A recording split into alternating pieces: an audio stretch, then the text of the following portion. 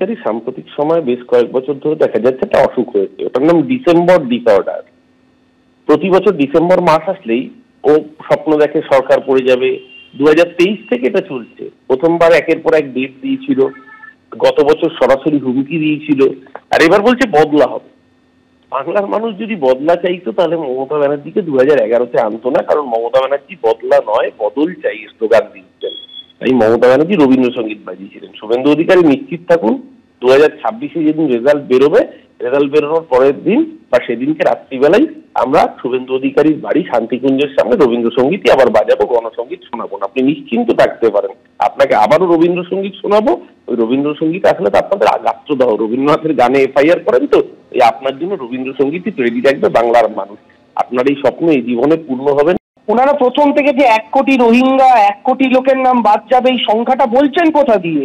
আর সবচেয়ে বড় বক্তব্য হচ্ছে প্যাক আই প্যাক যাই বলুন না কেন, সোজা কথা হচ্ছে যে এই যে বিএলওদেরকে উনি বলছেন, বিএলও তো শুধু পশ্চিমবঙ্গে প্রাণ হারাচ্ছে না, রাজস্থানের বিএলও প্রাণ হারিয়েছে, গুজরাটের বিএলও প্রাণ হারিয়েছে। ওখানে তো তৃণমূল নেই, কারণ মমতা বন্দ্যোপাধ্যায় প্রথম দিন থেকে বলেছিলেন এটা 2 বছরের টাস্ক, এটাকে 2 মাসে করা যায় না।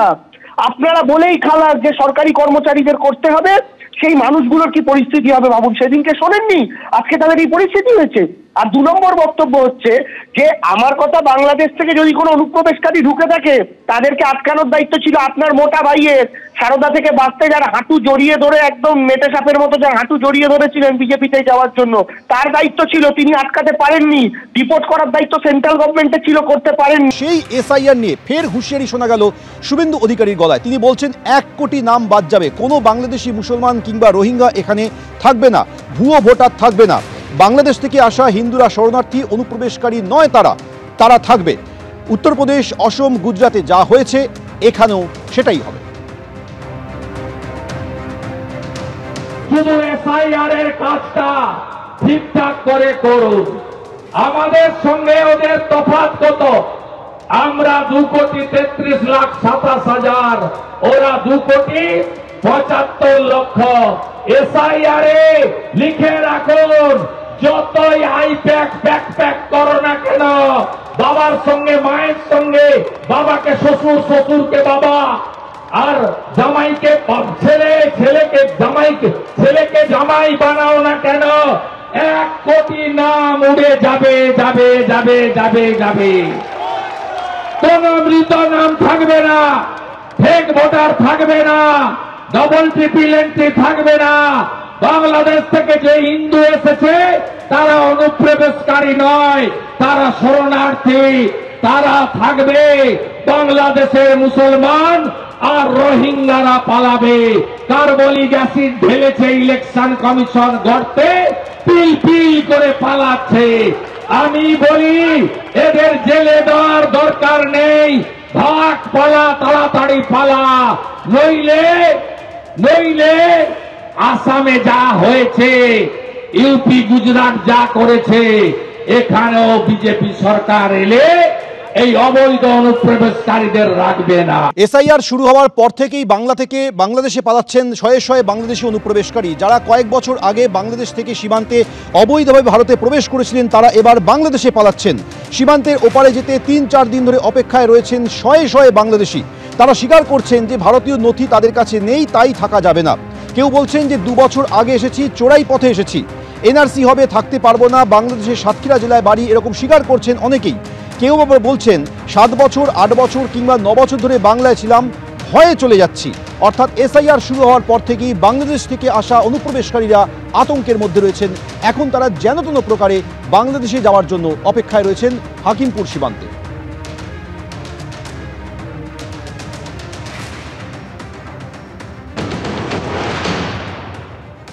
গতকাল পর্যন্ত যারা ছিলেন তাদের কাছে দুপুরেই বাংলাদেশে পাঠিয়ে দেওয়া হয়েছে। কিছুক্ষণ আগে বসিরহাট থেকে একদল এসে পৌঁছেছেন। ক্যামেরাম্যান দীপ্ত তোমাকে ছবিটা দেখাচ্ছে যে এখানে যারা এসে পৌঁছেছেন তাদের সাথে কথা বলার চেষ্টা করব। আপনি কত সালে এখানে এসেছিলেন?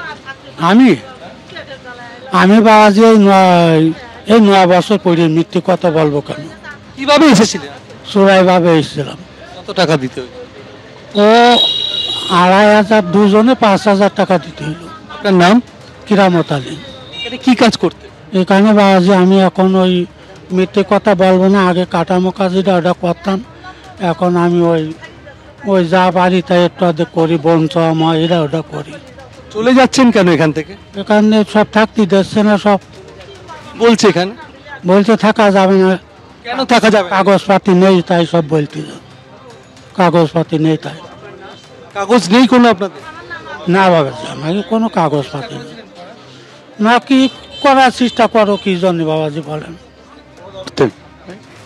কেঁচড়া করতাম বোতল টতল করতাম। কবে এসেছিলেন? এই 2 বছর আইছি এই জায়গায়। 2 বছর। কিভাবে এসেছিলেন? এই চুরাই পাতা আইছি, গরিব দেশে খাইতে পারতা না, গরিব। চলে যাচ্ছেন কেন? এই এনার্জি আছে, থাকতে পারবো না। দিন ধরে কেউ 7 বছর, কেউ 8 বছর, কেউ 9 বছর ধরে এখানে বসবাস করছিলেন এবং তারা আজকে কিছুক্ষণ আগে তারা এই হাকিমপুর সীমান্তে এসে পৌঁছেছেন এবং হাকিমপুর সীমান্ত দিয়ে তারা বাংলাদেশে ফিরে যাবেন। কেন তাদের বক্তব্য হচ্ছে তাদের কাছে কোনো ভারতীয় নথি নেই, আর সেই কারণে এখানে এসআইআর চালু হয়েছে, এনআরসি একটা বিষয় রয়েছে, সেই কারণে ভারতীয় নথি না থাকার জন্য তারা এখানে দিনমজুরের কাজ করতেন, তারা আবার বাংলাদেশে ফিরে যাবেন। কারুর বাড়ি যশোর জেলায়, কারুর বাড়ি সাতক্ষীরা জেলায়। তারা এই সন্ধেবেলা বসিরহাট থেকে এসে পৌঁছেছেন। কেউ কাগজ কুড়োনোর কাজ করতেন, কেউ পরিচারিকার কাজ করতেন, সন্ধ্যের সময় এসে পৌঁছেছেন এবং তারা এখন এসে তারা অপেক্ষা করবেন ঠিক যে পদ্ধতিতে এখানে ফিরিয়ে দেওয়া হয়, অর্থাৎ এই যে হাকিমপুর সীমান্ত, সেখান থেকে ফরেনার্স আইডেন্টিফিকেশন পোর্টালে তাদের নথিভুক্ত করা হবে, বায়োমেট্রিক নমুনা নেওয়া হবে, তালিকা তৈরি করা হবে, এদেশে কোনো অপরাধমূলক অভিযোগ আছে কিনা এই সমস্ত খতিয়ে দেখার পর বাংলাদেশের সীমান্তরক্ষী বাহিনী বিজিবির হাতে তুলে দেওয়া হবে। তারপর তারা বাংলাদেশে ফিরে যাবেন এবং প্রত্যেকেই বলছেন তাদের কাছে কোনো ভারতীয় নথি নেই, যেহেতু এসআইআর চালু হয়ে গেছে সেই কারণেই তারা এদেশ ছেড়ে বাংলাদেশে ফিরে যাচ্ছেন। এবিপি আনন্দ, এগিয়ে থাকে, এগিয়ে রাখে।